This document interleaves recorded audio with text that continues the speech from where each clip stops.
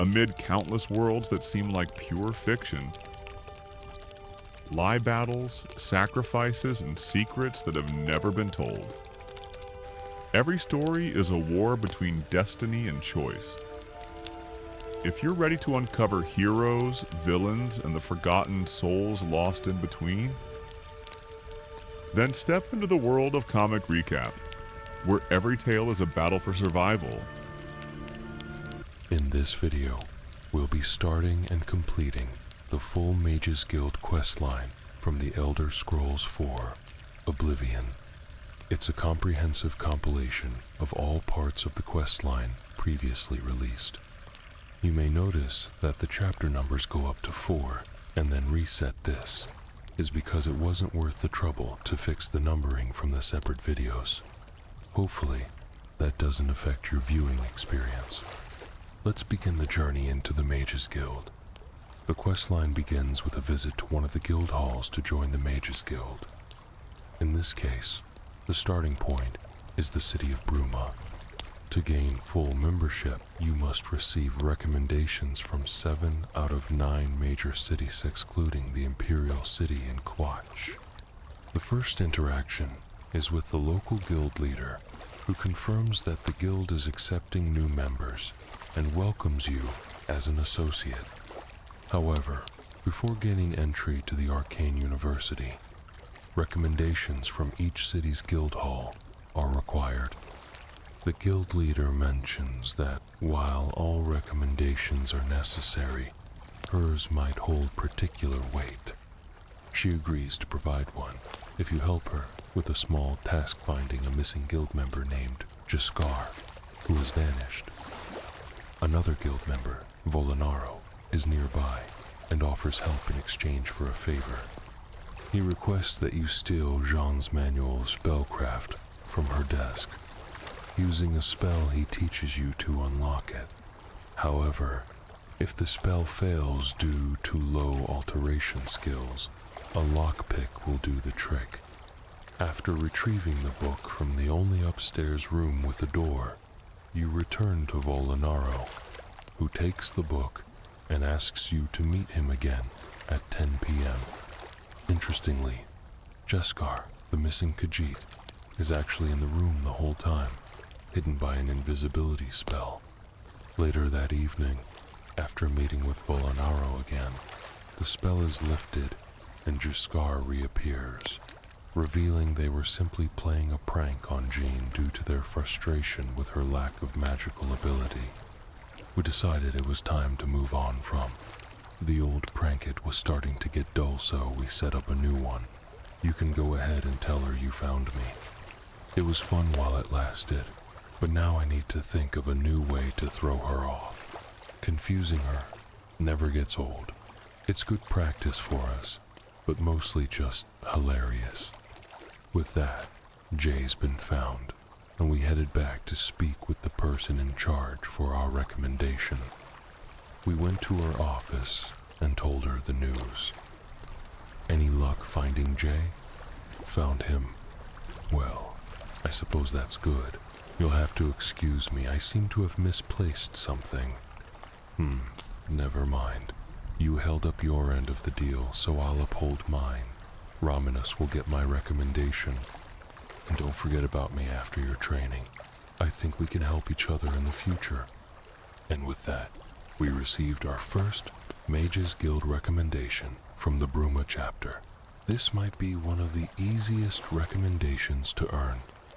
We didn't even have to leave the guild hall or attempt anything outside our skill level. V and J will keep pranking her, and she'll likely keep struggling with her spells. Next, we're heading to the Scheiden Hall Mages Guild to get our second recommendation. This one is, in my view, one of the most interesting because of all the hints and build-up. I couldn't find the guild leader right away, so I waited until he finally showed up. What is it, associate? You want a recommendation? Don't waste my time if you're not ready. Are you prepared to do what's necessary? Very well. We'll see how prepared you are. I was testing a ring of burden. and some foolish associate got their hands on it and lost it. If I didn't know better, I'd say they threw it down the well behind the guild. Why, I can't imagine. Retrieve the ring, and I'll consider sending in a recommendation. The well's locked, you'll need a key. D has a copy. Now get moving. And don't say I didn't warn you. It's not an ordinary ring. Carrying it might be difficult. And the task seems simple, despite the gruff attitude. So, we go talk to D. I'm D, a magician of the Mages Guild. Don't tell me he gave you the same task he gave Vidkun. Oh dear. I'd say more, but he's the senior here, and I'm not comfortable discussing him. I'll tell you what come back when he's not around, and we can talk. After that, I'll give you the key. That conversation took a turn clearly. There's more going on. Once the guild leader is out of sight, we speak to D again. Glad to see you. We can talk now that he's not around. Honestly, it seems like he's trying to get you killed. He gave Vidkun the same task, and we never saw him again. I suspect something's going on, but I can't prove it. Please be careful, I don't want to lose another associate. She hands over the key and something extra. This might help. From what I've heard, the ring is dangerous. Also, if you find anything about what happened to Vidkun, let me know. He was just like you, not the sharpest, but eager. Then he vanished. No one knows what happened, and the guild leader refuses to speak about it. The implication is clear. This might be a trap. We're warned to proceed with great caution, as the previous associate disappeared under the same circumstances. All that remains is to descend into the well and retrieve the experimental enchanted ring. We enter the submerged area narrow, murky and immediately unsettling. We quickly examine Vidkun's body and check his inventory, where we find the Ring of Burden. It becomes immediately clear that the ring weighs 50 units. If we were to pick it up, we'd become over-encumbered and meet the same end as Vidkun. So, at this point, we offload at least 150 pounds of our own gear into his inventory, planning to return for it later. For now, we take the ring and prepare to confront the one responsible. It feels like a cruel prank, and we hope to use this opportunity to reveal the truth. After exiting the well, we return to the guild hall and are met by another member who tells us some events have unfolded during our absence, possibly affecting our recommendation. She admits to confronting the culprit after we left to retrieve the ring, tired of the mistreatment everyone had endured. She feared for us and was angry about Vidkun. When she threatened to report him to the council, he flew into a violent rage, uttering things she couldn't even understand, and then stormed out. She's unsure if he ever completed our recommendation and suggests we check his room in the living quarters for any notes or evidence. If we find anything, she'll gladly send it to the council.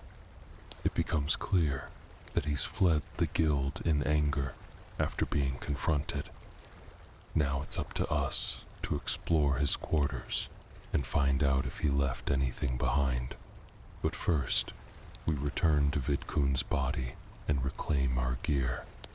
With that done, we descend into the lower levels. Given that he expected us to perish in the well, it's unlikely he wrote a recommendation, but it's worth checking. Searching through his belongings, we don't find any personal notes, but we do come across 2 black soul gems. For many players, this might be their first introduction to black soul gems, and by extension, necromancy. After searching the room thoroughly, we receive a quest update instructing us to report back. Returning to the upper levels, we speak to the guild member again and show her the gems. She's disturbed by the discovery and takes them to include in her report to the council. Since no recommendation was found, she offers to write one herself, believing the council will accept it under the circumstances. With that, we earn our second Mages Guild recommendation. Like the previous one, it didn't require much effort outside the guild hall or demonstration of magical ability. However, this time, we gained insight into the guild's darker undercurrents. The rogue member had been trying to eliminate associates and was caught with black soul gems.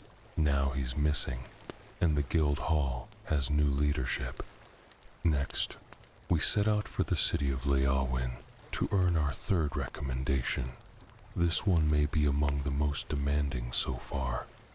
We fast travel to the city and make our way to the guild hall, where we find an elderly Altmer named Dietzen. She greets us cryptically, speaking of lost words and loud voices. Without her amulet, which helps her silence the voices and think clearly, she's unable to communicate effectively. She asks for our help in retrieving it and directs us to another member who will guide us further. Though her words are strange, her request is clear. We must help recover the amulet. Certainly. Here's the paraphrased version in standard English, with all personal and channel names removed as requested. You're helping with the associate, I take it. Then you've spoken to her and know she's unwell. She experiences visions. There's no better word for them. While they were once helpful, they've recently become a problem. She used to wear an amulet, a family heirloom, that helped suppress and occasionally focus the visions. Now she's lost it and has lost control. At times, her visions were a gift. She earned a solid reputation in the guild and was valued by the council. But as she aged, the visions became harder to interpret. Instead of dismissing her, the council gave her a role here. Some resent that and want her gone. I don't. I'm proud to assist her with daily duties. I'm surprised she told you about it. She meant to keep it a secret from others. I'll speak to her about that. Yes, her seer's stone is missing. It's the one thing that kept her visions in check. Without it, they're overwhelming. She can't function. We haven't told others yet, fearing they wouldn't be understanding. But perhaps it's time. I'll continue to help her. Can you ask the other mages if they've seen the stone? She's had a difficult life, and I try to ease her burden. We asked around the guild hall about the seer's stone, speaking with 2 others. They didn't tell us much, but there seems to be a connection in what little they said. I don't know much myself. I only heard that it's missing. One person in particular, he talked about it recently and seemed strangely agitated, almost pleased. All I heard was that it was important to her. He didn't share anything else. It said she was placed in charge of the guild hall as a favor, not because she earned it, which doesn't seem fair. Despite that, she's the one people go to when they want something done.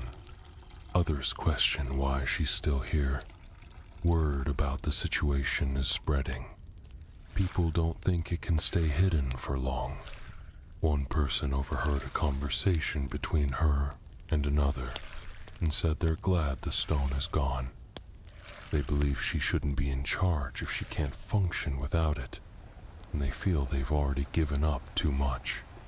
They claim the only reason her father got by was by keeping a low profile, and even that led to an unmarked grave. At least he managed to appear sane. Still, it frustrates them that she's leading the guild when she's clearly unfit. It seems someone is acting suspiciously. After speaking with him, we report our findings. We're told he overheard us, which explains his recent attitude, but we never mentioned her father. How would he know about that unless there's a connection between the seer's stone and her father? Maybe she knows something that could help, if asked. In the meantime, she'll be watched closely. The connection deepens. So, we speak to her again to learn more. She says she knew we would come and knew what we would ask.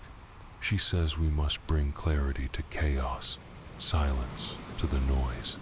She tells us where to go, Fort Blue Blood.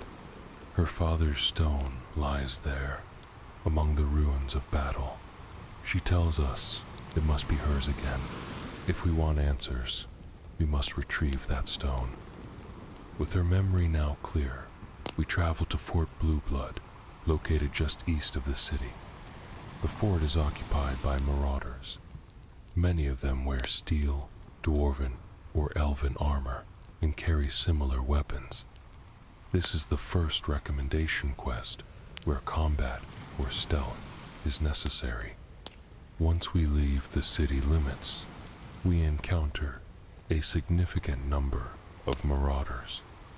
Fort Blue Blood itself is relatively small, and this quest only requires us to explore 2 specific areas. Near the end, in the second zone, we face a marauder warlord who has a lot of health and deals decent damage. However, with patience blocking when necessary and attacking at the right moments, the fight is manageable. After eliminating all the marauders, we go through some doors leading into a crypt. Inside, we see some already dead marauders and are quickly approached by 2 beast-like enemies. Normally, these are imps, but due to our level, we face 2 trolls instead. After defeating them, we locate Manduin's Coffin Gale's father's resting place. Inside, we find Manduin's amulet. Picking it up updates our quest and instructs us to return to the Mages Guild with the amulet. As we prepare to leave, we're interrupted by someone familiar. They tell us to stop and refuse to let us leave with the amulet, saying they already took one and that should have been enough. They admit they didn't plan to keep it forever, just until they got what they needed, insisting it's not that wrong. They blame us for interfering and ruining everything. With no other options, they attack, summoning a ghost for support. The fight could easily become overwhelming due to their conjuration and magic, but by focusing solely on them and ignoring the ghost, we eventually defeat them. We then loot the body for the key that lets us exit the fort and fast travel back to the Mages Guild.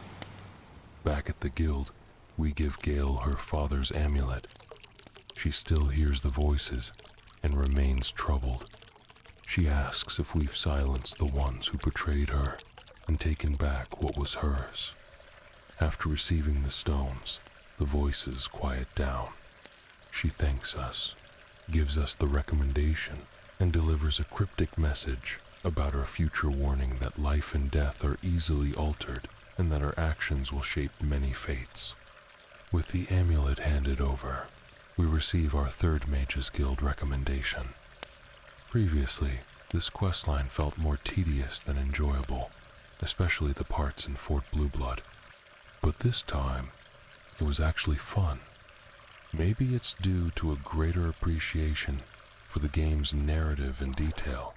Or maybe, speak with Von Vamori, and you might learn something about the power of illusion along the way.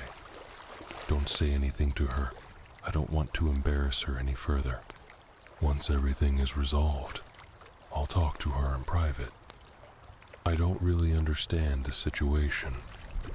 Maybe it's just some foolish male behavior. He's been bothering Ardeline constantly, and he even stole her mage's staff.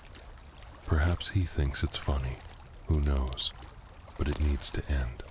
It's making her miserable. If you're ready to begin, we can start. I haven't had the time, and while the items involved are more symbolic than practical, they still mean a lot to their owners. Your task is to retrieve Ardeline's staff. Take this charm. Scroll it should help make Varen more willing to talk. Don't come back without that staff. You've got what you need to get him to open up.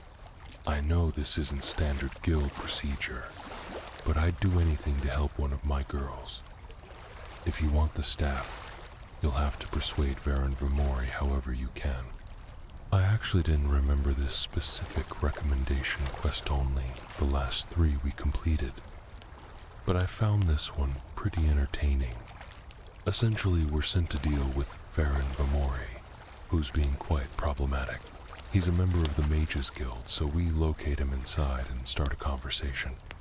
My first attempt to charm him failed, so I used the scroll given to us and tried again. This time, when we spoke, he said, "Hello, friend. What can I do for you?" I don't even know what to say. I just want her to care about me the way I care about her, but she doesn't. I keep trying, but it's never enough. It makes me furious sometimes. I've never hurt her or acted out physically, though. Okay, fine. I admit it. I took the staff from her. I don't know what I was thinking. I tried talking to her again, and she just ignored me. I got so angry. I was ashamed afterward and didn't know how to make it right or return it. I wish I could, but I don't have it anymore. I sold it to a friend, Saurus, Aranim. If I still had it, I'd give it back. You'll need to speak with Saurus. He lives in the Talos Plaza district in the Imperial City. He has Ardaline's staff now. So, instead of keeping the staff or returning it, Varen decided to sell it, probably to avoid the awkwardness. Now, we return to the guild hall to inform our superior, but first, we briefly speak to Ardaline. Her reaction is, "What? I don't know anything about him. Sorry, excuse me."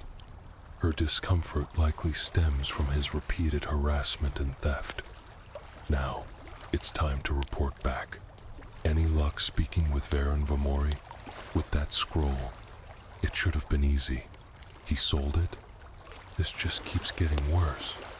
Did he say where it is now? Take these and go sort it out. And please let's keep this between us. Still no staff? Keep trying. Those scrolls should help if you use them properly. Next, we visit Saurus Aranim in the Talos Plaza district. We find him at home with his wife and a guest. When we ask him about the staff, he responds, "Good day, stranger. I'm Saurus Aranim. Yes, I bought the staff from Varen. I'm not interested in parting with it.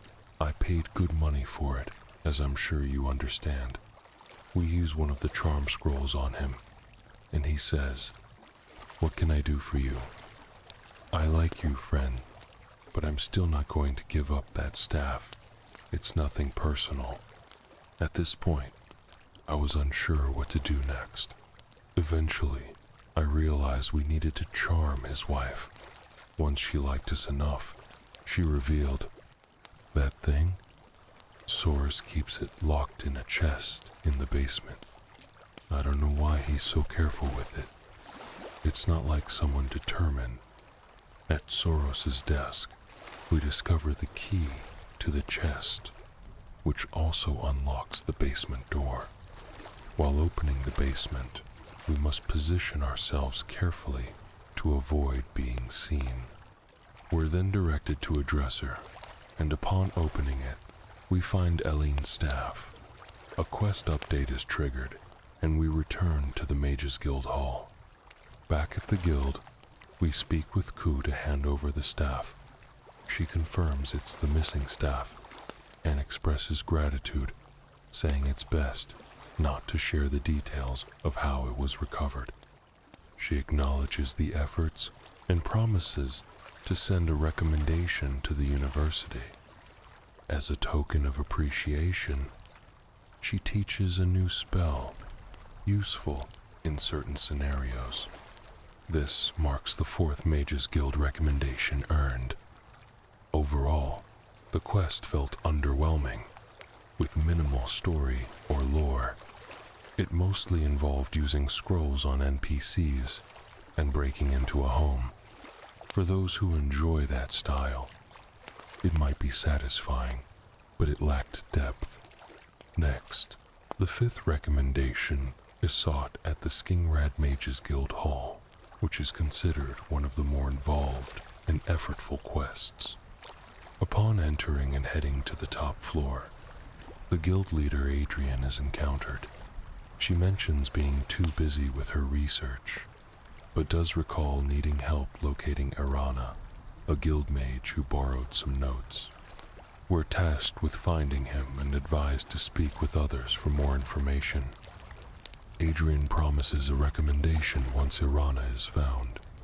Solinus Vinus shares what he knows. Irana is a decent person, but caused an incident involving a scamp last year. As a result, Adrian asked him to practice magic elsewhere, leading him to Bleak Flat's cave. He used to return regularly, but hasn't been seen lately. Solinus doesn't remember the cave's exact location. Thinking he might need convincing, it turns out he genuinely doesn't know. So, others in the guild are consulted. One suggests it's west of Skingrad and recommends asking Druzha, who has a better memory. Druzha confirms Irana usually stays in Bleak Flat's cave and provides the cave's location northwest of Skingrad. She mentions Adrian may not remember sending Irana there and suggests reminding her. Upon returning to Adrian, she recalls the decision and agrees something must be done by the player. She gives a basic fireball spell for defense and says she'll be waiting. With the location now marked on the map, it's time to head to Bleak Flat's cave and find out what happened to Irana. Upon arriving at the cave and going inside, you'll notice there's only one area to explore.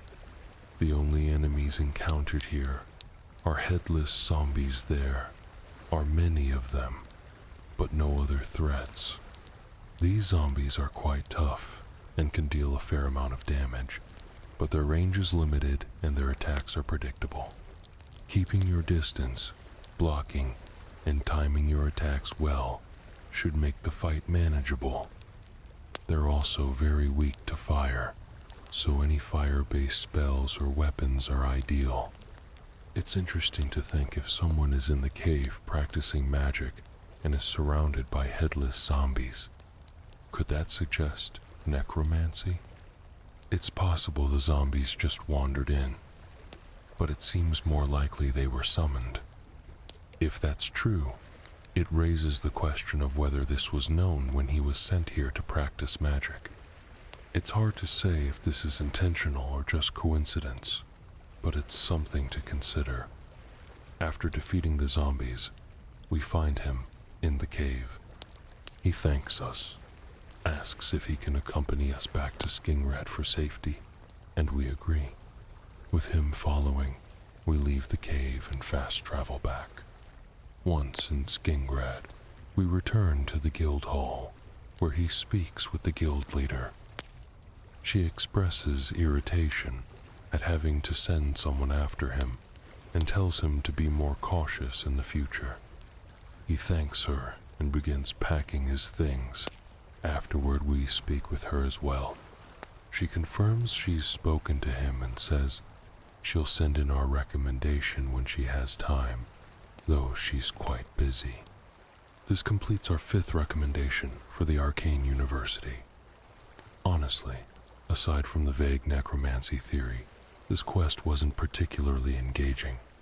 The story and characters felt less interesting compared to earlier quests, and there was potential to make the story with him more dramatic or intriguing, perhaps involving his death or a deeper necromantic plot. The sixth recommendation comes from the city of Anvil and is among the more interesting ones, mainly because of the task involved. After fast traveling to Anvil, we head to the Mages Guild Hall and speak with the leader there. She tells us that, unlike other more trivial tasks, This one is serious and carries real consequences. The Council of Mages has tasked her with addressing a problem on the Gold Road, where several merchants have been found dead or gone missing. The Council suspects a rogue mage is behind the attacks. Battle mages have been dispatched to the Brina Cross Inn, the one place all victims had in common. Our task is to travel north to that inn and speak with someone named Ariel Girard for further instructions. It's tragic to think a mage would attack and kill innocent merchants for their belongings. The leader acknowledges the danger but points out that our unfamiliar face makes us an ideal candidate for the mission. She also mentions that practical experience, even in life or death situations, is one of the best ways to learn. Some mages don't follow guild rules and show little regard for life. The frost burns found on the victims suggest that frost magic was used likely during a robbery. She provides us with scrolls to resist frost magic, which may prove useful when confronting the rogue mage. The inn is located north of Anvil, and we're to speak with Ariel Girard once we arrive. When you arrive, she will give you further instructions. Stay alert. We're not sure if the inn staff is involved.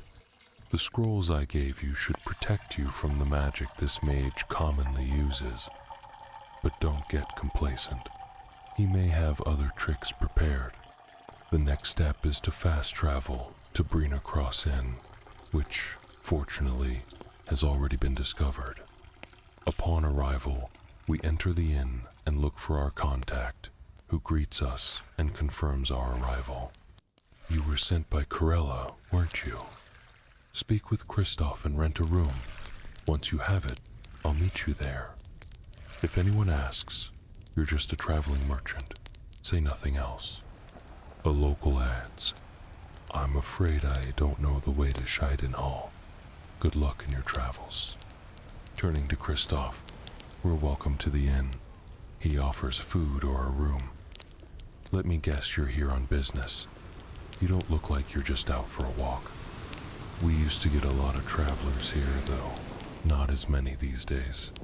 Because of the, well, murders. Not something I like to discuss bad for business. Anyway, your bed's just upstairs at the back. Sleep well. As we head to our room, a stranger approaches. Did I hear you're a traveling merchant? With those murders going on, I'd be terrified. I haven't left the inn in days. Be careful. I'd hate to hear about another senseless death. Good luck. After finishing the conversations, we head to the room and rest. Ariel finally arrives. It's safe to talk now. After resting, head east along the Gold Road toward Kvatch. I'll follow from a distance, alongside another battle mage. Don't attempt to speak with us. Trust that we'll intervene if the mage appears. Defend yourself if necessary once the mage reveals himself. We'll finish it quickly. Now rest, you'll need it. We receive our mission details, rest as advised, and then head out onto the Gold Road. Outside, the two battle mages are waiting, suited up to protect us. We mount our painted horse and begin the journey to Kvatch. Before long, a familiar figure emerges from the brush. I'm afraid your journey ends here. I'll be taking whatever you're carrying after you're dead, of course. I do hope you have more than the last few. They were quite disappointing. It turns out the frightened guest at the inn, who claimed not to have left in days, is actually the killer targeting travelers. A battle breaks out. The two battle mages join the fight. The enemy summons a flame Atronak for assistance, but the three of us overpower her. She is defeated. You've done well. The Gold Road is safer now. Go back to Anvil and report to Carol. We'll handle things here. On the enemy's body, we find a key. Returning to the inn, we use it to open the door to her room. Inside, a chest holds a disappointing 12 gold. Next, we fast travel to Anvil, head to the Mages Guild, and speak with Kirill. What news of the rogue mage? A woman, and she's dead? Ariel and Rand did what had to be done. At least there will be no more innocent victims set. At least for now. You've done well. I'll pass along your recommendation too. You now have the chance to take on more meaningful tasks and continue progressing through the guild. However, you must complete a personal task before you can advance further. Every mage carries a staff, crafted and enchanted by the guild, symbolizing status. You need to obtain such a staff. The wood for these staves comes from a grove to the northeast of the Imperial City, near Wellspring Cave. Several mages tend to this grove and should be able to assist you. Speak to Zarasa or Alette when you arrive, and choose wisely. Wellspring Cave is located to the northeast of the Imperial City, and the mages there can help. Your task is to acquire wood for a staff from the grove near Wellspring Cave. Typically, we head to Wellspring Cave to craft our staff and meet with some guild contacts. I decided it would be more efficient to leave the university and head directly outside the city. Soon, we arrived at Wellspring Cave and entered. As we ventured inside, something felt off. We quickly discovered the body of a dead Khajiit woman on the floor, with a mage in tattered robes standing nearby, the red skull and bones embroidered on her outfit. We were attacked, and she summoned a spirit to assist her. This was our first official fight with a necromancer in the Mages Guild. It's best to ignore the summoned creature and focus on the mage herself. A few swings with Sinweaver, and she was down. Upon investigating the body, we received a quest update revealing the dead Khajiit was Zarasa, one of our contacts. The mission now shifted to uncovering what was happening in the cave. We moved into the next area and encountered 2 more necromancers. With Sinweaver charged, they were easily defeated, though they quickly summoned reinforcements. The fight became overwhelming due to my melee character's vulnerability to ranged magic attacks, but we managed to defeat both. From here, there were 2 pathways. One was an underwater passage leading back to dry land if we fell off the bridge, and the other led to a 3rd necromancer. Once defeated, a door to the outside leading to the waterfront could be unlocked using a key we found on Zarasa's body. Outside, we entered a secluded area and were approached by several hooded figures. One of them taunted us. "What have we here? Another plaything. You dance for me, little one, and then I'll make your corpse dance and tear itself apart." Another battle began, and we saw another dead body, this time an elderly Redguard woman. We couldn't investigate right away, as 3 enemies soon became 6. The best strategy for my character was to stand firm, take the hits, and unleash heavy attacks. It was also wise to focus on one necromancer at a time, as defeating them would dismiss their summoned creatures. Soon, we had taken down 2 of the necromancers, leaving only one, who healed a few times, but ultimately fell to our blade. The quest updated, telling us to collect the wood for the staff and return to Raminus. Before we left, we investigated the body of the Redguard woman, discovering that it was Alette. Both of our contacts from the Mages Guild had been murdered in cold blood. We approached the stone chest and found an unfinished staff inside. Now, we could fast travel back to the Arcane University and report to Raminus. Necromancers at the cave? Alette and Zarasa dead? He said, astonished. I can't believe it. They've never been so bold, always hiding in the shadows away from the guild. What could have caused this? I'll need to speak to the council about this. Thank you for the information. I'll take care of your staff and any wounds you may have. Delmare at the Conium can help you with your staff. See him right away. With the wood in hand, we made our way to Delmar at the Conium. The Conium is located on the gated side of the university grounds, which we now had access to. Inside, we met Delmar, an elderly Redguard. "Welcome to the Conium. Can I help you?" he asked. "Ah, yes, this is a big step for you, whether you realize it or not. Now you need to decide what kind of staff you'd like, something that suits your abilities. Shall we begin?" Enchanting staves can be tricky, as only certain spells will be truly useful to you. Let me narrow it down. First, let's talk about which school of magic interests you most.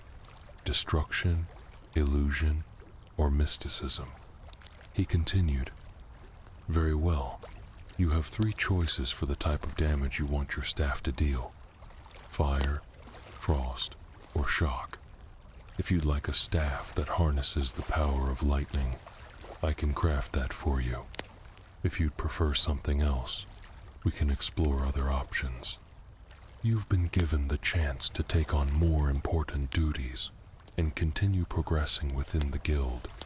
However, you're not yet eligible for further advancement. Before working for the guild, you must complete a personal task. Every mage carries a staff crafted and enchanted by the guild as a symbol of rank. You need one too. The wood for these staves comes from a grove located northeast of the Imperial City near Wellspring Cave. Several mages care for the grove and can assist you. Speak to either Zarasa or Alette when you arrive and make your choice carefully. Your task is to gather staff wood from the grove outside Wellspring Cave. After leaving the university and the city, you head toward Wellspring Cave to meet your guild contacts. Upon arriving and entering the cave, you quickly realize something is wrong. You discover the body of a dead Khajiit woman on the ground, with a mage in ragged robes standing nearby. The robes bear the symbol of a red skull and crossbones. She attacks, summoning a spirit to aid her. This marks your first real battle with a necromancer as part of the Mages Guild. It's best to ignore the summoned spirit and focus your attacks on the necromancer. After defeating her, you examine the body and receive a quest update revealing that the Khajiit was Zarasa, one of your guild contacts. Your mission now shifts to uncovering what's happening in the cave. In the next area, you face 2 more necromancers. Though initially easy to defeat with your weapon, more enemies soon appear, and the battle becomes difficult. With your melee combat style, their ranged magic presents a challenge. Eventually, you defeat them all. There are 2 paths from here. One is an underwater passage to help you get back if you fall, and the other leads to another necromancer. After defeating this final necromancer, you use a key from Zarasa's body to open a door leading to an outdoor waterfront area. Outside, you are approached by multiple hooded figures. One of them speaks menacingly before launching another attack. You notice the body of an elderly Redguard woman nearby, but don't have time to investigate. The enemy group grows from 3 to 6. The best strategy is to stand firm and target one necromancer at a time, as their summons vanish when they fall. After a tough fight, you manage to defeat them. You then receive a quest update instructing you to retrieve the staff wood and return to Raminus. Before leaving, you examine the Redguard woman's body and confirm it is Alette. Both of your guild contacts were murdered. You open a nearby stone chest and find an unfinished staff. Then, fast travel back to the Arcane University to speak with Raminus. He's shocked to learn that both Zarasa and Alet were killed. The necromancers have never been so bold before. He says he must inform the council and thanks you for reporting the events. He offers to assist with any injuries and tells you to speak with Delmar at the Chironasium to finish your staff. Now that you have the staff wood, you visit the Chironasium, located in the gated section of the university. Inside, you find the elderly Red Guard, named Delmar. He welcomes you and remarks that this is a significant step in your journey. You must now choose a staff type that suits your abilities. Enchanting a staff can be complex, and only certain spells are truly useful.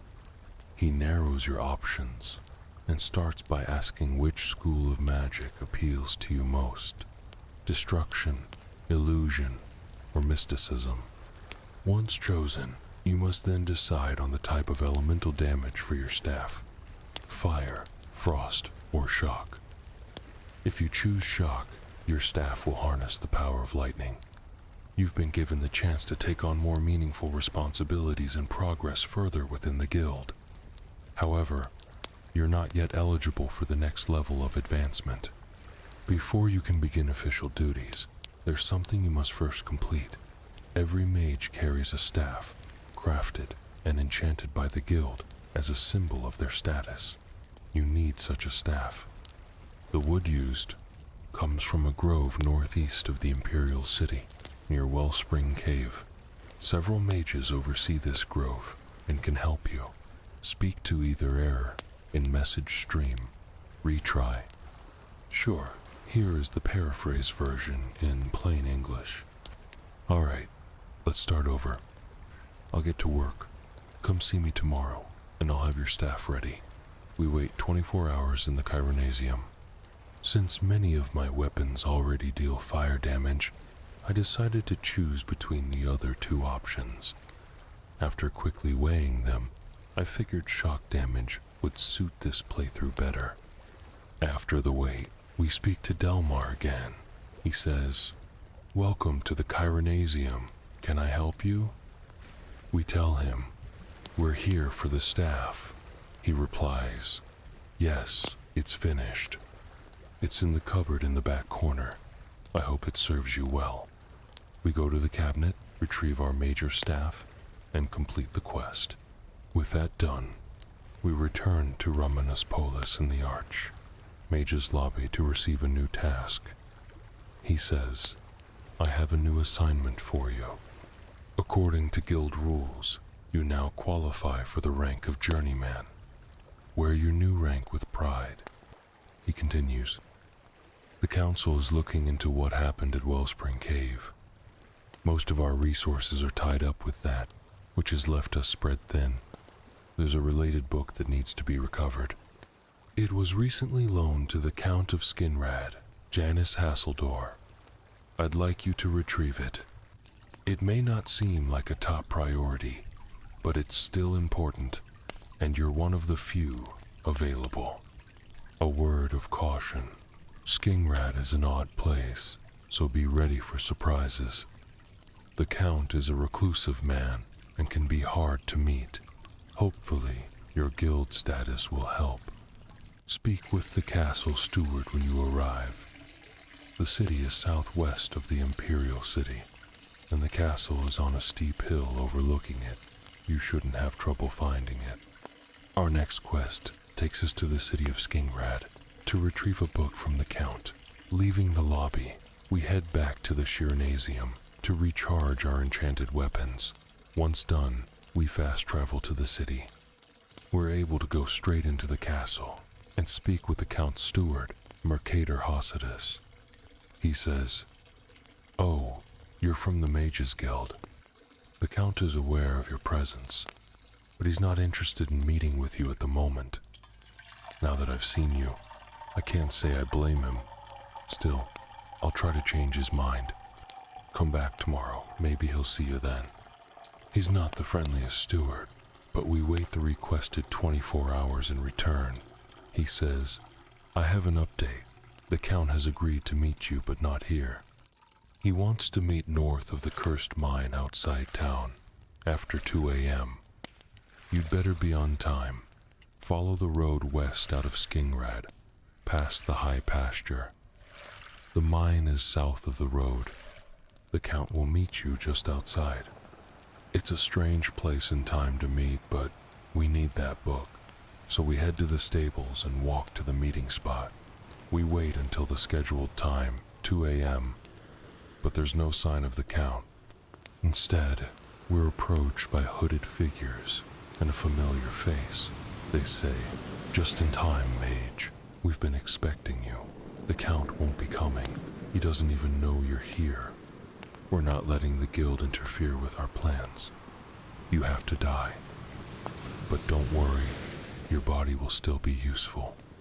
They summon spirits and undead, and we're quickly outnumbered. We hold our ground, take the hits, and fight back with our enchanted elven claymore. Suddenly, someone runs into the fight and joins us. Together, we defeat the attackers first, Mara, then the others. After the battle, the man speaks to us. 'You fool. What made you think I'd arrange a meeting in a place like this? Still, your gullibility turned out. Are you here for a book? No. They sent you to spy on me. They've heard the same rumors I have about the necromancer cult. Tell your council that if they want something from me in the future, they should come themselves, instead of sending someone under false pretenses.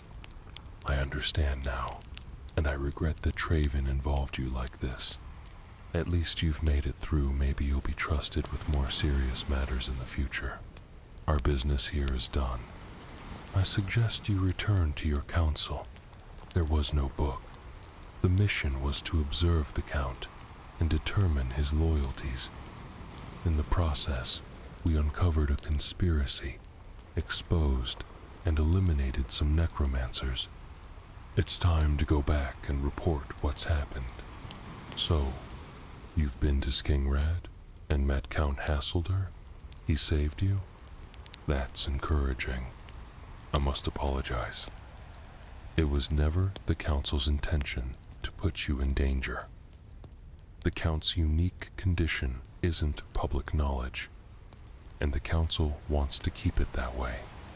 At the time, we didn't think it was necessary to inform you, since it wasn't vital to your task. For that reason, I couldn't tell you the truth about him. That was clearly a mistake, and I apologize. Archmage Traven was concerned that sending a high-ranking guild member would attract too much attention and provoke the Count. We were also worried that any necromancers nearby would go into hiding, making them harder to track down. Our intention was simply to assess the situation in Skingrad. Our relationship with Hasselder is fragile. The Count has agreed to keep his condition a secret, and in return, he provides us with occasional information. As a vampire, the Count has very few allies, and he's kept his nature hidden from most, but not from the Council. That's why he approached us with a deal. As you've seen, that agreement is under strain. He disagrees with some of the Guild's policies. It's not a straightforward situation. Hasselder is powerful, but the Council doesn't see him as a threat. He has ruled Skingrad peacefully for a long time. We were concerned he might be working with the necromancers, but thanks to your help, it seems he is not, at least not currently. We'll keep an eye on things, but I assure you, we won't mislead you again. You've done excellent work, and I thank you. Romanus now knows that Janus Hasselder has not allied with the necromancers, and we've confirmed his true identity. That concludes the mission. It's time to return to Romanus for your promotion and new tasks. I have a new assignment for you. This one doesn't involve necromancers. Your service hasn't gone unnoticed. As of now, you've earned the rank of Evoker. Along with your new title, Take this amulet. It may help protect you in dangerous situations. Are you ready? If not, I understand. You've been through a lot. Very well. There's a research project underway at an Aeliad ruin in the eastern province. Irlov Jarol is leading the effort and needs assistance. I thought you could use a break after everything that's happened. You can find Irlov in the Arch, Mage's Tower. He's a good man, but council responsibilities have kept him from his other duties. Talk to him, he'll fill you in. We use the Mages Guild portal to reach a new area, where we find Irlov and speak with him. You're here about Vatisen, aren't you? It's a shame I haven't given the project the attention it needs. The last report I received from Scale mentioned a problem. A blocked passage or something they can't get through. I'd go myself, but I'm needed here. Romanus says you're capable. Can you look into it for me? You'll find Scale at the site. It's restricted, so take this key. She's the lead researcher there and can tell you more about what's going on. The Aelide ruin is southwest of Cheydinhall.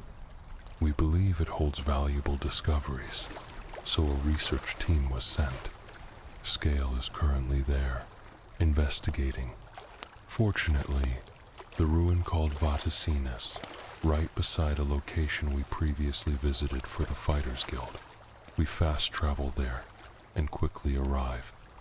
If we interpret the inscription as referring to magicka increasing, then a spell that boosts magicka might be required, perhaps one that fortifies it. Alternatively, it could mean magicka is diminishing. Considering the other inscription, it may imply that magicka both increases and decreases. If that's the case, maybe a spell that damages magicka is what's needed. Facing the pillar and casting, in sequence, a fire spell, a frost spell, a magicka draining spell, and then a magicka fortifying spell will cause the pillar to reveal a passageway with a door. Speaking to both individuals nearby will trigger some responses. One of them will suggest that someone needs to see where the passage leads, and that you should go since you've done the hard work. If there are discoveries to be made, you've earned the right to find them. Upon entering the ruins, you're asked if you found anything interesting.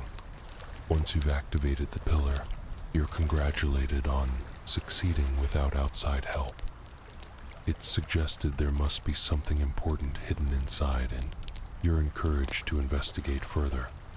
If you return with something valuable, previous delays might be overlooked. Entering the passageway, you immediately encounter a ghost, but with a fully charged staff, the fight is manageable. You try out a different staff to conserve energy, and it turns out to be very effective against the ghosts, allowing you to defeat them from a safe distance. The area is filled with floor traps and swinging blades, requiring caution. Eventually, you reach a large, open chamber with a raised platform in the center containing a chest-like object. To access it, you press a button on the opposite raised side of the room. This activates stairs to the platform. However, upon reaching the top, 3 more spirits appear and attack. The shock damage from your staff is enough to defeat them, though they're tougher than the earlier ones. After dealing with the spirits, you press another button that opens the chest on the pedestal, revealing an elven relic labeled Ancient Elven Helm. After picking it up, your quest is updated to return it to a contact. A hidden passage appears, and you fight a skeleton hero guarding the exit. After defeating it, you follow the path back to the entrance. Speaking with your contact, you're told the artifact looks important and should be brought to the Imperial City for further examination. You're then tasked with delivering the helm to someone there. After fast traveling, you hand over the item and are praised for retrieving what is identified as an alien artifact. You're commended for your efforts and assured that your contribution will be recognized. The quest concludes, and you're informed that more intelligence is now coming in from the site. You're then offered another task. With the necromancer threat in Kadal growing, the council needs more information. The Mystic Archives have yielded little, and other members are exploring different leads. It's unclear why a known necromancer like Falar had Black Soul Gem artifacts also mentioned in other necromancer-related reports. Their purpose remains unknown. The focus on eliminating the necromancers quickly has led to overlooking deeper questions. You're asked to speak with a specialist at the Mystic Archives who may have more insight if asked the right questions. They are informed of the contents. There's mention of an unfamiliar version of the Revenant, possibly a celestial event. If that's true, Ball might know something about it. As the caretaker of the Allied ruins, she is likely on the university grounds. Bol is one of the few who understood how the old device worked and kept it operational. She's actually sitting nearby, and speaking to her goes like this. "Hello there. Is there something I can help you with? I've heard things, yes, but I don't really know much. Some guild members were killed. That's terrible. Revenant, you say? Something to do with the stars? That does sound familiar. Ah, yes. Now I remember. Someone named Falkar was here not long ago, asking about it. Said it was for research. He had a large set of notes, though I didn't have much to offer him. He left this behind. It might have slipped from his papers. I didn't think much of it, but maybe it will help you." She gives us a note that Falkar apparently dropped. It reads, "Primary sites: the Dark Fissure, Fort Isteres, Fort Lynchel, Wendelbeck. Other notes: alarms have been raised. Anchorites have been summoned. Watch the Skizonse a week. His grace shines down. Returning to speak with Raminus. Good day." So Falkar was interested in this revenant as well, and left this note. Maybe we should investigate further. These places are all potential clues. The first is the Dark Fissure, a cave in the mountains south of Shadenhall. If there's really an altar there, it likely ties to what's in the book. Go to the Dark Fissure when the shade appears. Look for any connection and report back. Be cautious. Your findings are useless if you don't survive. We may be facing powerful forces here. Avoid unnecessary risks. Now, it's time to follow those instructions and head to the Dark Fissure. What's interesting is we can actually visit any of the 4 locations listed in the note and still discover the needed information. The Dark Fissure lies southeast of Swampy Cave, a spot previously visited during the Fighters Guild quest. We ride there and find the cave entrance. Outside is a large altar draped in necromancer banners with zombified corpses and skulls surrounding it. We have a few options. Option 1, enter the cave and confront a necromancer anchorite. Upon defeating them, we find a note on the body. It reads, "To the anchorites, place your grand soul gems on the altar, pray for his blessing, and strike the altar with soul trap magic. Your gems will become vessels of his divine power." We then receive a quest update to return and report our findings to Raminus. Another method involves witnessing the ritual directly. According to the calendar, every 8 days, 1st, 9th, 17th, 25th, etc., necromancers perform the ritual from midnight to midnight turning soul gems into black soul gems. Alternatively, we can place an empty grand soul gem on the altar and cast a soul trap spell ourselves. Any method reveals the same information about black soul gems. We fast travel back to the Arcane University and speak with Raminus again. Ah, have you visited the Dark Fissure? We need to understand everything about the necromancers. So, you saw them.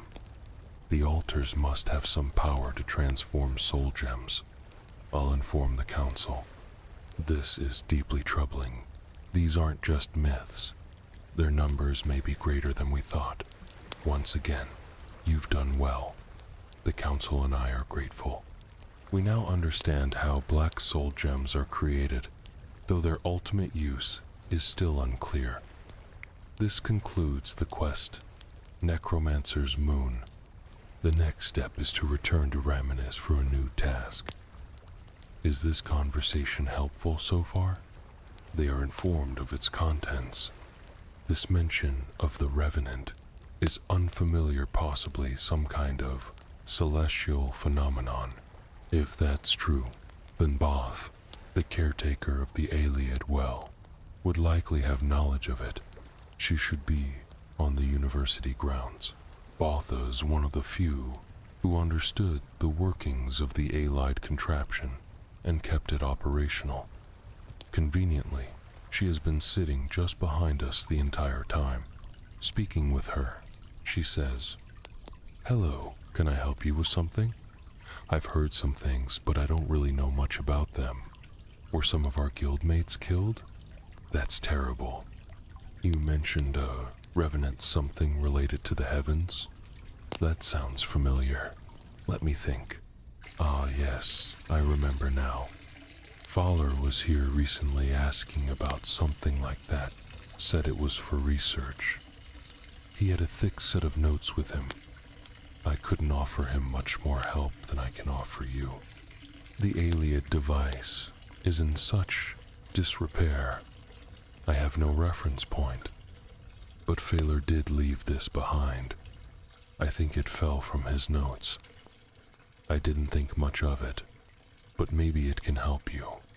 She gives us a note, apparently dropped by Fowler during his escape. It reads, "Primary sites: the Dark Fissure, Fort Estiris, Fort Linchal, Wendelbeck. Notes: alarms have been raised. Anchorites have been summoned. Watch the skies once a week. His grace shines upon us." After returning to speak with Raminus. So, Fowler was investigating this revenant as well and left this note behind. We should follow up on this to find more clues. The note lists several locations. The first is the Dark Fissure, which I recognize it's a cave in the mountains south of Shaden Hall. If there's an altar there, as the note suggests, it could be directly linked to the book's contents. Head to the Dark Fissure the next time this shade appears. Search for any connection and report back. Be careful. What you find is worthless if you don't survive. We may be dealing with powerful forces here. Avoid unnecessary danger. We then follow these instructions and head to the Dark Fissure. Interestingly, any of the 4 locations listed in Fowler's note can be visited to uncover the necessary information. The Dark Fissure is southeast of Swampy Cave, a location familiar from the Fighters Guild. After a short ride uphill, we reach the cave. Immediately noticeable is a large altar decorated with necromancer banners at the cave entrance. Around the door lie undead corpses and skulls. We have several options. Enter the cave and confront the necromancer anchorite, which we do. The anchorite says, "You will not stop us. The Order of the Black Worm will consume all." After defeating them, we loot a note from their body. It reads, "To the anchorite's place, your grand soul gems in the altar. Pray for his blessing and strike the altar with your soul trap magic. Your gems will become vessels of his divine power. A quest update instructs us to report back to Raminus. Alternatively, we can witness the ritual directly, every 8 days, starting on the 1st, then the 9th, 17th, 25th, and so on. Necromancers conduct the ritual at the altar from midnight to midnight, crafting black soul gems. Another method is to place an empty grand soul gem in the altar and cast a soul trap spell on it. This will also provide the required insight. We then fast travel back to the Arcane University and speak with Romanus. Ah, have you been to the Dark Fissure? We need as much information as possible about the necromancers. So, you saw them. The altars must be imbued with a power that alters the soul gems. I will inform the council. It's troubling to confirm these aren't mere myths. I also fear they are informed of what's inside. H. I've never encountered this version of the Revenant, possibly some celestial event. If that's the case, Bull might have some knowledge, as she's the caretaker of the Allied artifact and should be on campus. It's an impressive device. Ball is among the few who knew how it worked and kept it functioning. Conveniently, she's been behind us all along. Speaking to her goes like this. Hello there. Can I help you? I've heard things, but I don't know much. Were some of our guild members really killed? That's awful. Revenant, you say? And it's tied to the heavens? That sounds familiar. Let me think. Ah, yes. I remember now. Falker came by a while back asking about something like that. He said it was for research and had a large stack of notes. I couldn't help him much then. And I don't have more for you now. With the Allied device in poor condition, I don't have a reference. He did leave this behind. I think it fell from his papers. I didn't think much of it, but maybe it'll help. She hands over a note, apparently dropped by Falkar during his departure. It reads, Primary sites, Dark Fissure, Fort Istis, Fort Lynchel, Wendelbeck. Alarms have been raised, anchorites summoned. Watch the skies. Once a week, his grace descends upon us. Returning to Ramus and speaking with him goes like this. Good day. So, Falkar was also interested in the Revenant and left this note? Perhaps we should investigate further. The note lists several sites. I recognize the Dark Fissure. It's a cave in the mountains south of Shadenhall. If there's an altar there, as the note claims, then it's directly linked to the book. Head to the Dark Fissure during the next occurrence of the Shade. Search for connections to what we've learned and report back. Be careful, none of this helps us if you don't make it back. We may be facing dangerous forces. Avoid risk if you can. Following his directions, we head to the Dark Fissure. Interestingly, we can visit any of the 4 locations from Falker's note and still get what we need. The Dark Fissure is southeast of Swampy Cave, which we've been to for the Fighters Guild. A short horseback ride takes us to the cave entrance, where we immediately spot a large altar adorned with necromancer banners. Around it lie undead bodies and skulls. We have a few choices first. Enter the cave and confront a necromancer anchorite, which we do. You will not stop us. The Order of the Blackworm will consume everything. On their body is a handwritten note. To the anchorite's place, your grand soul gems in the altar. Pray for his blessing and strike the altar with soul trap magic. The gems will then serve his disbase. This time, the message comes directly from the Archmage. You should go see him. You're no longer a conjurer guild. Members will now refer to you as a magician. From this point on, you won't be taking orders from Raymonus. Instead, you'll be receiving them from Arch, Mage Hannibal Traven. Greetings. It's time we met in person, don't you think? Raymonus has spoken highly of you. You've risen quickly and show great potential. I want to test your abilities more directly. I have a difficult mission you might be able to assist with. Are you ready to begin? Good. Let me explain what's at stake. The Mages Council has known about increased necromancer activity in Cyrodiil for a while. Initially, we chose to observe from a distance, but that time has passed. We can't allow these attacks on the guild to continue. We've been receiving limited but useful information from a guild member who volunteered to infiltrate the cult. The council was hesitant to trust the intelligence at first, but recent developments have forced them to rely on it. I'm concerned that our informant is now in danger. That's why you're here. His name is Mucianus Alias. He's not on the council, but he served the guild at the Arcane University for years. After the necromancy ban, he offered to help us monitor the cult's actions. With my approval, he joined their ranks and has been feeding us information.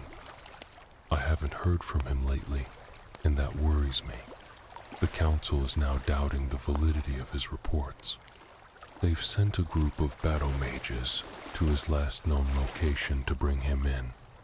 I was against this, but eventually agreed to avoid further conflict. I now regret that decision. I want you to go there instead. I fear the battle mages might harm Mucianus or mistake him for one of the necromancers in the area. Ensure he returns safely to the Arcane University. Please hurry, the battle mages may have already arrived, and time is critical. If they fail, Mucianus's life may be lost.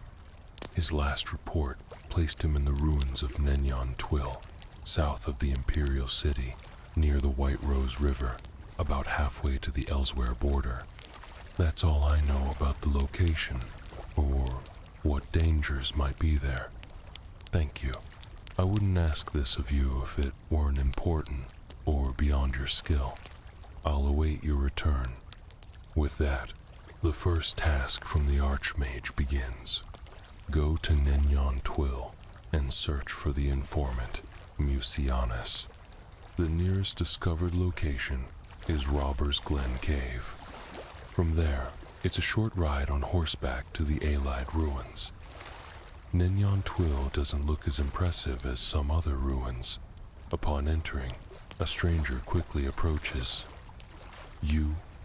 What are you doing here? Has the council lost its mind sending you alone? There's no time, the others were waiting. They knew we were coming. I'm the only one left. The necromancers have fallen back. But we need to follow them now. No time to waste. It seems we'll be fighting alongside this man. But he quickly runs ahead into a trap and is killed, instantly impaled. Here is the paraphrased version of the text in standard English. A confrontation begins involving the group and a figure named Maret. She references something called the Order of the Black Worm and mentions a guest of honor, which seems unusual. After defeating Maret, the group can proceed. In the next area, they face 3 necromancers and 3 undead enemies.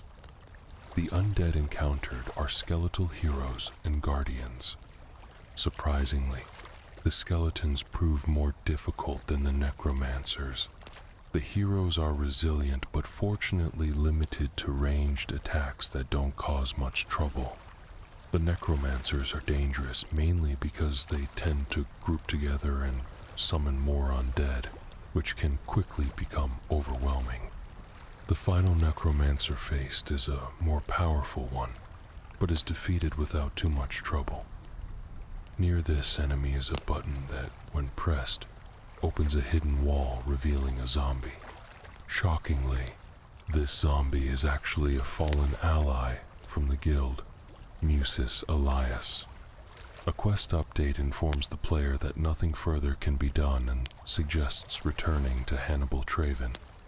Musis is not hostile, but the player decides to put his body to rest. This turns out to be a long and draining fight, not because of difficulty, but due to Musis's high health. Once dealt with, the group exits the ruins of Nenyan Twill, returning to the first area. One last necromancer awaits, and after defeating him, a pressure plate is found that opens a secret wall leading back to the entrance room. There, they see Fithriger's body still trapped in a deadly mechanism. Leaving the ruins, they fast travel back to the university and enter the Arch, Mage's lobby, to report to Traven about the mission's tragic outcome. Traven is deeply affected by the news of Musis's fate and expresses his gratitude for the attempt to save him. With that, the quest, liberation, or apprehension concludes. Before continuing, the player is advised to speak with Rominus Polis for a promotion. Upon doing so, they are granted the rank of Warlock, which also gives access to the council chamber. Returning to Traven, a new urgent mission is assigned. Count Hasseldor of Skinrad has contacted the council, claiming to possess vital information and specifically requesting the player's presence. Traven emphasizes the importance of maintaining a good relationship with the Count and urges an immediate visit. Upon arriving in Skinrad, the group speaks with the Count's steward, who confirms the Count is expecting them. After waiting for a short time, Count Janus Hasseldor arrives. He greets the player, noting that although the circumstances are different from their last meeting, the outcome may not be any more pleasant. He explains that the information he has won't bring joy and admits he requested the player specifically because he believes they can be trusted. However, he also requires a favor in return, before sharing the information insisting that nothing comes without a price. He assures the player that what he has to offer will be worth the trouble. This is a relatively minor issue, but I cannot involve myself or my guards directly. A group of vampires has appeared in Bloodcrust Cavern, southeast of town. They pose a danger and must be eliminated. Their presence has attracted vampire hunters to the area, following rumors of undead activity. While I believe my identity remains secure, I cannot take any chances and must remain uninvolved. You, however, are free to act and will handle this for me. In return, I'll share the information I possess. These hunters are troublesome, and I expect you to deal with them. There are at least 3, though I only know one by name, a wood elf named Eridor, who is said to be quite skilled. I could handle them myself, but revealing my abilities publicly would be unwise. The folly of youth is in showing off. If you're caught killing them in the streets, the guards will respond accordingly, and I must remain unconnected to any of it. I've avoided drawing attention to them or investigating too closely, lest they focus on the castle. Local citizens might know more, as many have likely noticed their presence. Get rid of them by any means, kill them, drive them out, just make sure they're gone. Again, if you're caught killing them openly, the law will not overlook it.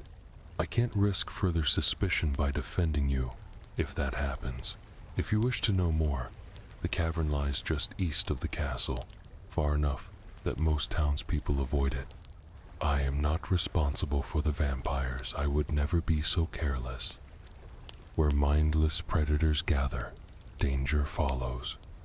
This isn't the first time such a situation has occurred. They may sense my presence, whether they envy what I have or seek to destroy it, I do not know. They have surrendered to their instincts and are There are 10 blood-crust vampires in total, all of which are unresponsive and have stats comparable to vampire matriarchs and patriarchs. It's crucial to carry a potion that cures disease or visit a chapel or way shrine after clearing the cave, as you're likely to contract porphyric hemophilia. Having the hunters along made traversing the cavern much easier. Otherwise, it could have been overwhelming in certain areas due to aggressive enemies. As we moved through the cave, taking down the creatures one by one, members of the group were killed until only Eridor and I remained. Eventually, even the young vampire hunter fell in battle. At that point, a quest update indicated all the hunters were dead, marking the completion of that part of the agreement with the Count. We quickly eliminated the last 3 vampires and received another update telling us to return to the Count. After exiting the cave and fast traveling to the castle, we were met by the Count's steward, who confirmed our task was complete and asked us to wait. After another delay, the Count finally appeared and began to share his information. With the cave silent again, he hoped the action would send a message to those who threaten his domain. He warned that the guild may not fully understand the looming danger, but hoped this experience would open their eyes. Necromancers were a sign of what was coming.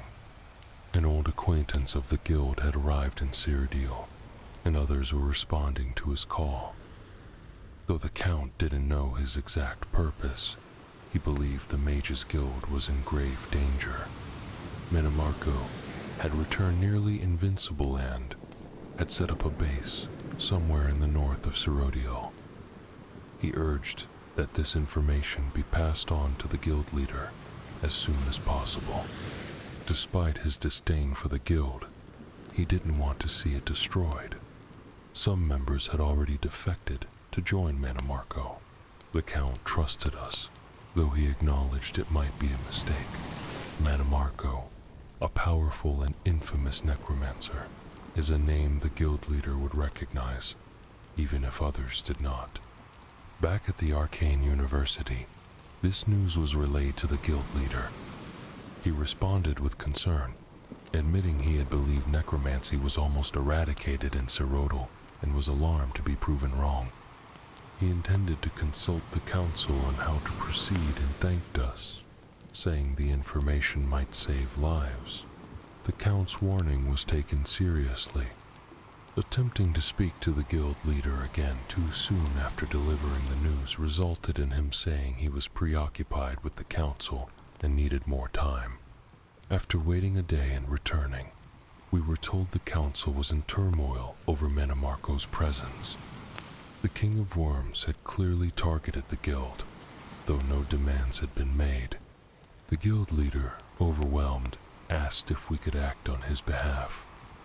He sent us to Bruma, concerned about John Rorek, who hadn't been heard from in days a rare occurrence. Though he appreciated the break in correspondence, the recent events made her silence troubling. He asked us to check on her and make sure she was safe. The Bloodworm Helm was taken by a group of mages led by Earl Ajal. They retreated to Fort Telemann to study it further, hoping to gain enough knowledge to oppose Menomarco. Despite attempts to convince them otherwise, they refused to return it. The helm is wanted back at the university to ensure its safety, especially since its presence has made Erof a target for necromancers. Karna removed it from the university, claiming it was a threat to the Imperial City. But there are doubts about her true motives. She seemed too eager to explore its power.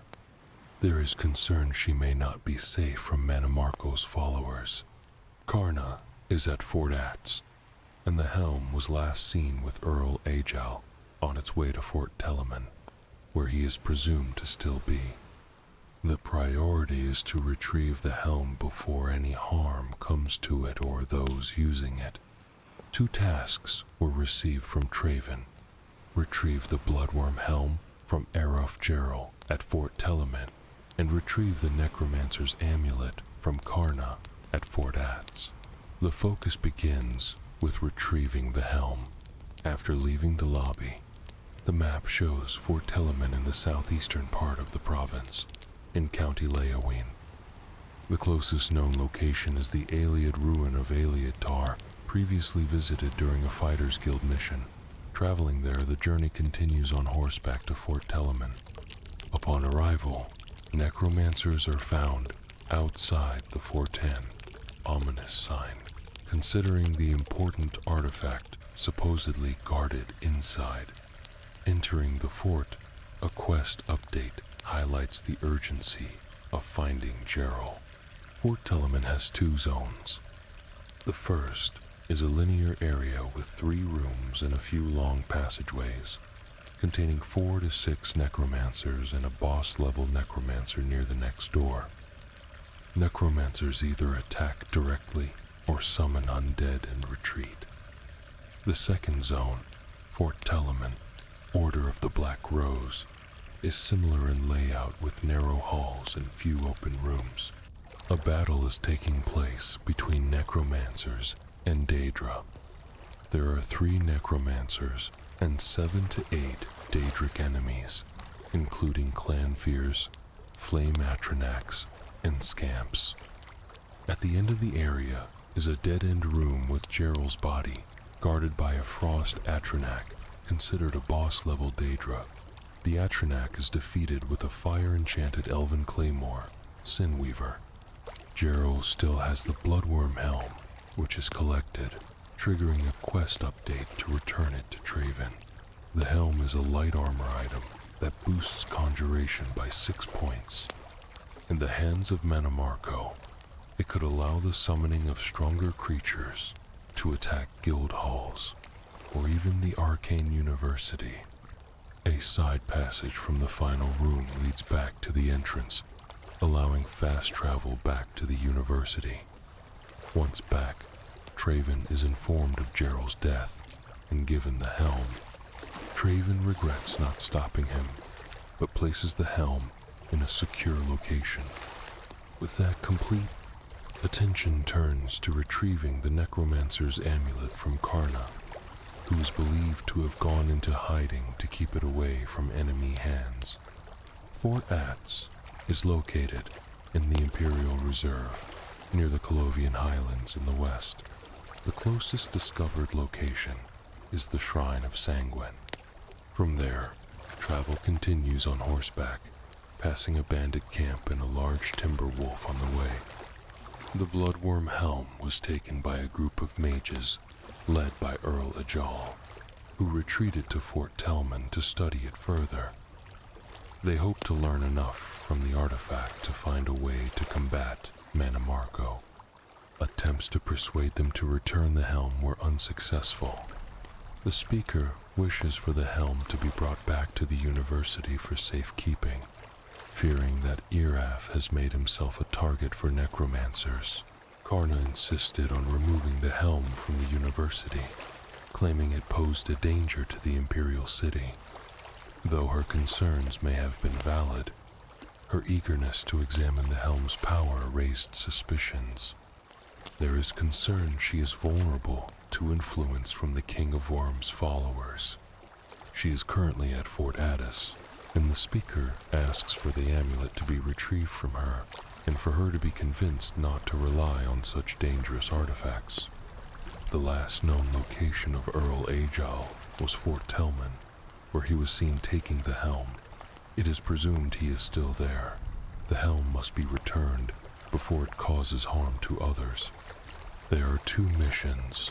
Retrieve the Bloodworm Helm from Araf Garol at Fort Telemann, and retrieve the Necromancer's amulet from Karna at Fort Addis. The journey begins with retrieving the helm. After checking the map, Fort Telemann is found in the southeastern part of the province, in County Lewin. The nearest known landmark is the Aliad ruin Aelatar, previously visited while on a mission for the Fighters Guild. Upon arrival, necromancers are encountered outside the ruins, which is troubling. considering Arif Garel is supposed to be protecting a powerful artifact. Entering the fort, an update emphasizes the urgency of finding Garel. Fort Telman has two areas. The first is a straightforward section with several rooms and 4 to 6 necromancers, including a boss guarding the way to the second zone. The second zone, named Fort Telman, Order of the Black Rose, is a maze of small corridors and a few open rooms. A battle is already underway between necromancers and undead. 3 necromancers and around 7 to 8 undead enemies are present, including clan fears, flame atronachs, and scamps. At the end of the area lies a dead-end room with Garel's lifeless body. A frost atronach guards him, serving as the final boss of the area. It is defeated using Sinweaver, a fire-enchanted elven claymore. Garel still has the bloodworm helm on him. After retrieving it, a quest update instructs the return to Traven. The helm is a light armor helmet that boosts conjuration by 6 points. If Manamarco had obtained it, he could have used it to summon powerful creatures against other guilds or the Arcane University. A side passage leads back to the fort's entrance. From there, fast travel is used to return to the Arcane University. Traven is informed of Garel's death and the retrieval of the helm. He expresses regret and states he will secure the helm in the tower. With that completed, attention turns to the second mission, retrieving the Necromancer's amulet from Karna at Fort Addis. Traven believes she went into hiding to keep it out of Necromancer hands. Fort Addis is located in the Imperial Reserve, near the Kovian Highlands in the province's western region. The nearest known location is the Shrine of Sanguine. After fast traveling there, the journey to Fort Addis continues by horseback, passing a bandit camp and encountering a large timber wolf along the way. During our intense progress, we arrive at the entrance of the fort. Fortunately, no necromancers are guarding it at this time, which suggests they haven't yet discovered Kia's location. We receive an urgent quest update to find and retrieve the necromancer's amulet. Upon entering, we quickly encounter a friendly mage from the Mages Guild, who advises us to speak with Karania before doing anything else. It becomes clear that speaking with Kia is a pressing matter. As we move through the first area of Fort Addis, we meet several mages, all urging us to find Karania immediately.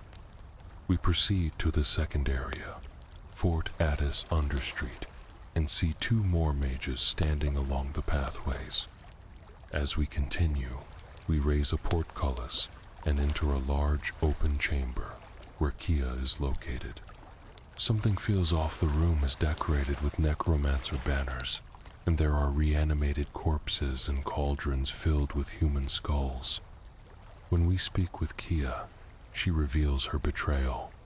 She mocks our presence and claims allegiance not to Traven but to Manamarco. She intends to give the amulet to him, believing that with it, Manamarco will overpower Traven. She then becomes hostile, vowing to kill us so that Manamarco can extract our marrow. Kia summons a faded wraith and casts a strength-draining spell, leaving us over-encumbered and vulnerable. The wraith is powerful, so we use Sanguine Rose to summon a scamp for assistance. After some time, the spells wear off, and we regain mobility. Korania, another necromancer, engages in frustrating tactics, casting spells, summoning undead, retreating, and leading us into ambushes with other necromancers. Our scamp helps eliminate one of them, and we defeat the other. We again use Sanguine Rose on Korania, summoning a frost atronach, while she continues to drain our strength and bombard us with ranged attacks. As the fight reaches a critical point, we summon a clan fear for backup, and together with our summons, we defeat Kyrania. We retrieve the necromancer's amulet from her body. Returning to the first area, we encounter more necromancers. Though they're easier to defeat, we suffer a loss after drawing too many at once. Our gear was unenchanted and nearly broken, causing us to fall just before reaching the exit. On the next attempt, we proceed more cautiously, taking on one enemy at a time. Eventually, we defeat all remaining enemies and leave the fort safely. Once outside, we fast travel to the Arcane University and report to the Archmage. Upon receiving the amulet and hearing of Kyrania's betrayal, he expresses disappointment and concern, though he's relieved the amulet is secured. We then visit the Chironasium to recharge our enchanted weapons. Afterward, we return to the Archmage to inquire about further tasks. He directs us to speak with Raminus Polis regarding our advancement. Upon doing so, we are granted the title of Master Wizard, the highest rank he can bestow, along with his congratulations and gratitude. We are now Master Wizards in the Mages Guild. With our new rank, we speak again with the Archmage. Time is short, and our enemies are growing stronger. There's much to be done, and not enough time to do it. The next mission is critical reports say that necromancers have been busy crafting black soul gems, particularly a unique one created in the ruins of Cylorn in southern Cyrodiil. This gem must be retrieved before it can be delivered to the King of Worms and used against us. The Archmage needs it, as it could be vital in saving the guild. He will explain more once we return with it. Until then, discussion is pointless. Several unnamed sources have provided information, including valuable insights from a local count. A group of battle mages has been sent to the site, and we are to oversee their actions. The gem is all that matters. Once we have it, we must return immediately. The Archmage has full confidence in us, would not have assigned this task otherwise.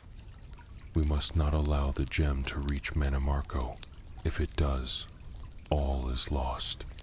Our destination is the Ayleid ruin of Cylorn, located in the West Weald, southeast of Skingrad. We fast travel to Bloodcrust Cavern, the closest known location, and ride our horse southeast. Along the way, we're attacked by a Spriggan and a black bear. The battle is tough, but we prevail. Upon reaching Cylorn, we find a group of battle mages standing nearby. We speak with their leader, who confirms we were sent by the council. Though our arrival helps, they're still outnumbered. He leads us to the entrance of the ruins. They've been observing the site since the original plan failed. The door is magically sealed, so entering is impossible. Their only option is to wait for the enemy to emerge. One of their team, Russ, was already lost trying to force his way in. Now they are relying on an ambush when the necromancers exit. The situation is tense, but it's our best shot. We're given command of the group and must assign each battle mage to a strategic position based on their skills. One soldier is better with an axe than magic, and he offers to take a forward or rear position based on our decision. Another is skilled in both weapons and healing spells, especially eager to assist nearby allies. A third excels at casting large-scale spells with precision and prefers to remain farther back. After giving out orders and placing everyone accordingly, we return to the group leader. He confirms readiness and warns that the enemy could appear at any moment. We're told to stay alert and hold our positions until it's time to strike. We peek around the corner and spot 2 necromancers pacing.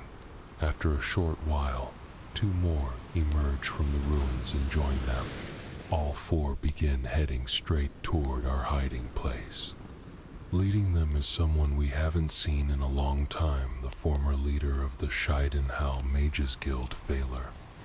As the group approaches, the 3 of us spring into action for close combat. Fowler, the traitor, immediately flees back into Cylorn, while the remaining 3 necromancers stay and fight. They're not especially tough, but with so many friendly NPCs nearby, it's hard to aim properly. I ended up accidentally draining life from the battle mages too many times, so we stepped back and let them finish the fight. After the battle, we speak with Thalfin and retrieve the gem.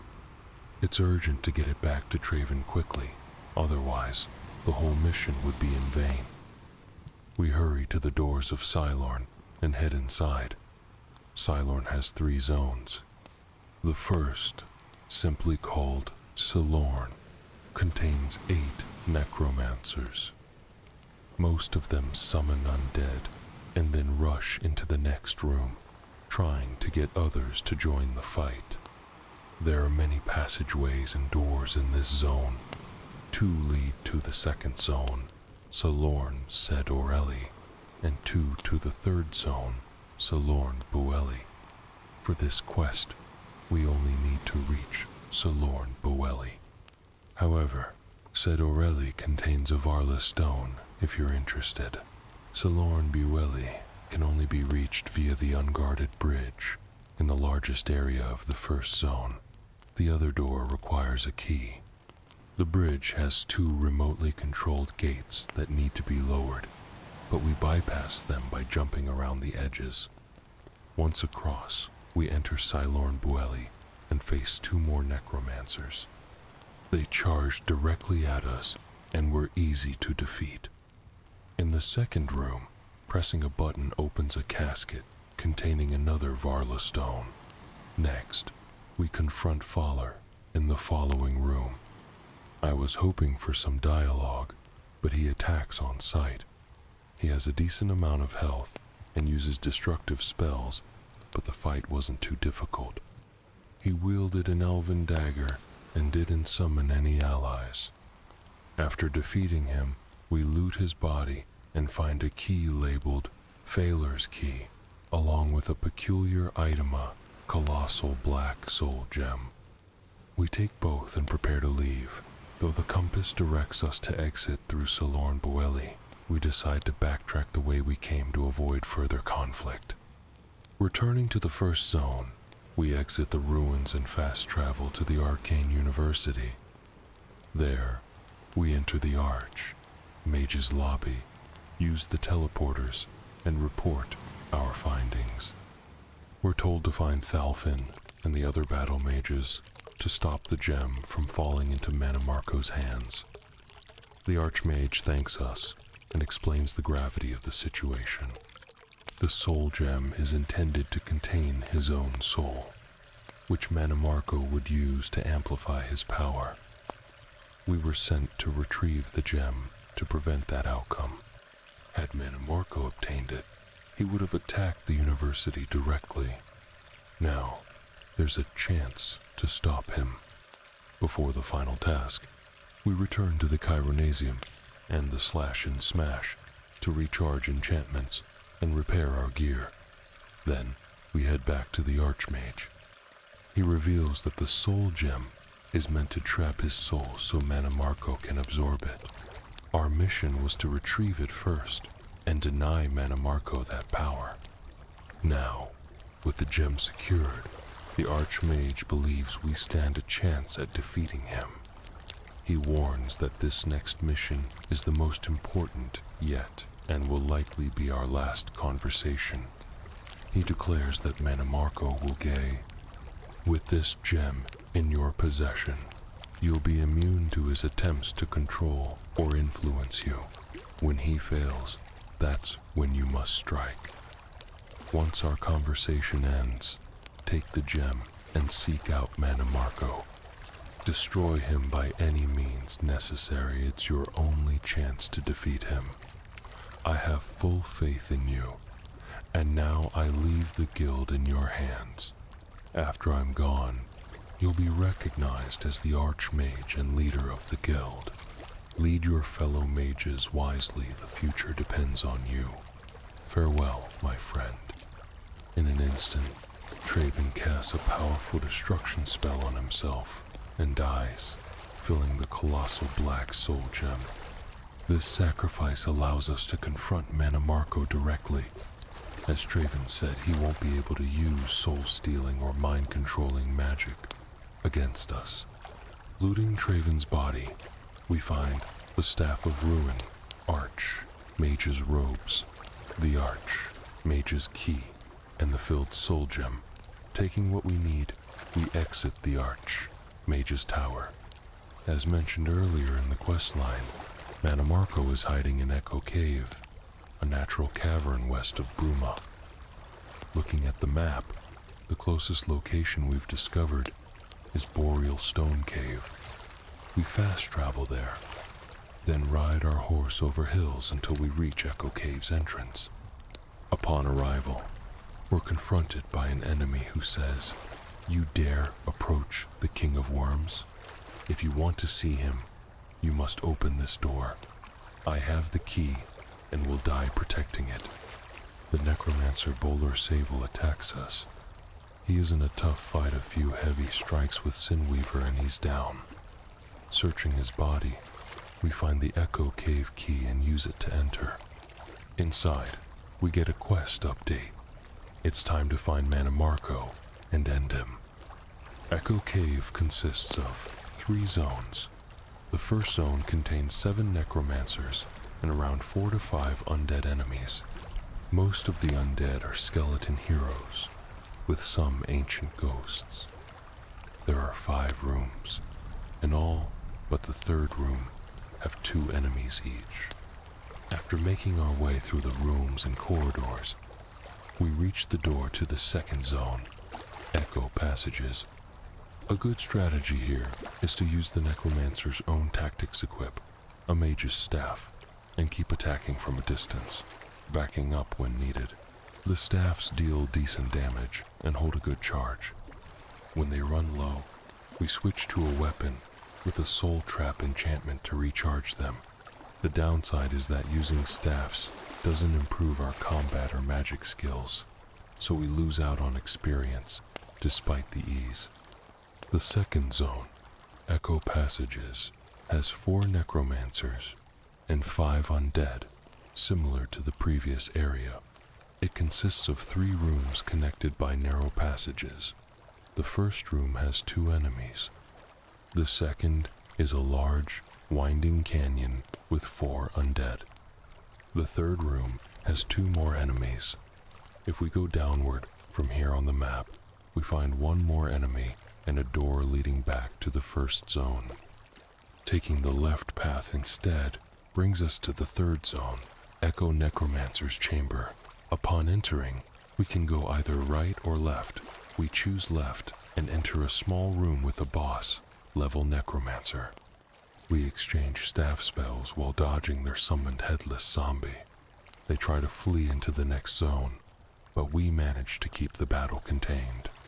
Eventually, we get in close and finish the fight using Lifestealer. Now it's time for the final showdown. Entering the next room reveals a vast open space with massive skeletal remains jutting from the ground.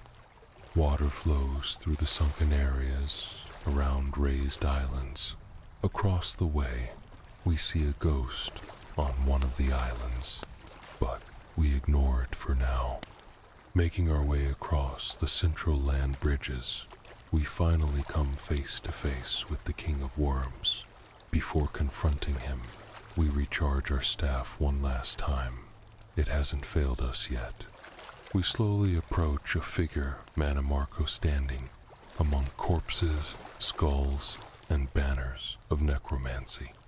We speak to him. "I see Bowler couldn't delay you. Very well. I'll bring him back once we're done here. Perhaps we can talk a bit, since you don't really have another option. I must admit, I expected Archmage Traven rather than his prize student. I'm disappointed he didn't face me himself. I've met many of his predecessors grew especially fond of one, even if he's a bit decayed now. But here you are, skilled enough to reach me. That says a lot. Maybe you'll be just as useful to me as Traven would have been. Oh, don't misunderstand. You don't have a choice. I'll add you to the long line of my thralls and study you in depth. Your soul will belong to me. Power is what I seek. That's why I collect and study those who possess it. You and your guild seek the same, but you get caught up in good and evil, failing to see they are just two faces of the same thing. So, you call me a villain and try in vain to stop me. I observe, wait, and collect. You came for me, but instead of drawing Traven out, I got you. Perhaps I'll go collect him myself once we're done here. At this point, the final battle begins. To be honest, it wasn't too hard possibly, because we kept using the major staff of shock. Mannimarco mainly used a silver dagger instead of his spells.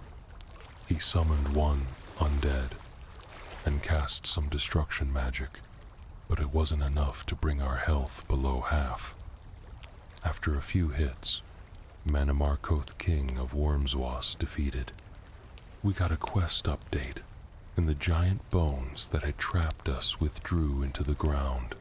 Searching his body, we found the Staff of Worms, which can reanimate a corpse to fight for us for 30 seconds. We also took his robes, which might be fun to wear at the university. We looted the surrounding area for enchanted weapons and potions. To exit, we went through the door leading back to Zone 2, the Echo Passages.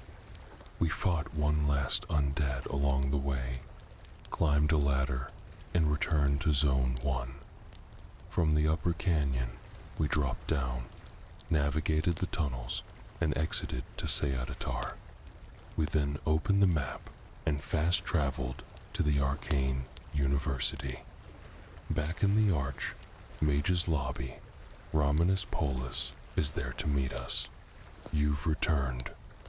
Mannimarco has been defeated. I can hardly believe it. The King of Worms is gone. I received a note from Archmage Traven. I know what he did for us, and that he chose you to take his place. I'll mourn him privately, but for now, I'm overjoyed. You've brought safety to the guild. Thank you. I've already informed all local guild halls that you are now in charge. Congratulations, Archmage. We're rewarded with the Arch, Mage's Robes and Hood, officially completing the Mage's Guild questline in the Elder Scrolls IV, Oblivion. Before we reflect on the guild and offer final thoughts, there's a small side quest to complete. We speak again to Romanus Polus. As Archmage, you have certain privileges. In addition to full access to all guild facilities, there's another service available. Julian Fannis, who long assisted Archmage Traven with alchemical ingredients, will now do the same for you. Consult her at your convenience in the Lustratorium. We head to the Lustratorium in the Arcane University and find Julian Fannis at the back of the room. Ah yes, Archmage Traven loved making potions in. Be sure to collect items promptly. Anything left in the chest for a full week will be destroyed. And yes, this only applies to ingredients. Be careful what you place in the chest. Any consequences are your responsibility. That concludes the Alchemy Acquisitions quest. It seems that every faction has a way to generate income or passive rewards after completing all their quests. For the Mages Guild, this comes in the form of an endless supply of alchemy ingredients. let's talk about the Mages Guild. One of the highlights was the recommendation quests. Surprisingly, despite previously listing them among the most annoying quests in the game, they've turned out to be a great introduction to the guild halls. It feels like you're truly earning your place in the guild, which makes for a fitting initiation. Both quests involving Count Janus Hasselder were particularly enjoyable. Although his hidden motives were somewhat predictable, the twist and the ambush by necromancers were still engaging. The quest, Information at a Price, was also very well executed. It was intriguing to navigate the tension between vampires and vampire hunters in Skinrad, especially since our decisions shaped the outcome. A Plot Revealed stands out as one of the best quests in the entire storyline. Witnessing the destruction of the Bruma Mages Guild and the loss of guild members was shocking and showed the full strength of the Order of the Black Worm. Another aspect that stood out was how flexible the quest line was regarding character build. There was no need to play a specific role or class to succeed. However, there were also some downsides. The Fighters Guild integrated the Blackwood Company's plot into the quests well, while still focusing on typical guild duties. In contrast, the Mages Guild quests largely felt like errands or investigations about necromancers, rather than actual guild responsibilities. Only one quest, Vatisen's Secret, felt like it involved meaningful guild research, and even then, the outcome wasn't followed up on. Overall, it felt like the role in the Mages Guild wasn't clearly defined. More variety in quest themes beyond necromancers would have helped, and some follow-up on earlier quests would have made the story feel more cohesive. That said, the Mages Guild is more about study than duty, so it makes some sense that the structure differs from other factions. Another issue was the limited interaction with the main antagonist. Just like how the Fighters Guild only reveals the Blackwood Company leader at the end, the Mages Guild doesn't introduce Manimarco until the final confrontation. It would have made that moment more powerful if there had been a prior encounter. In summary, the Mages Guild storyline was enjoyable overall. While the Fighters Guild may have had a more structured narrative, the Mages Guild featured a stronger and more threatening opposing faction. The Necromancers felt like a real danger to Cyrodiil, possibly more so than the Blackwood Company, depending on perspective. The plan is to combine them into one long, complete video for smooth, uninterrupted viewing. If you've made it this far and enjoyed the format of the Mages Guild questline, feel free to share your thoughts. Until next time, keep adventuring.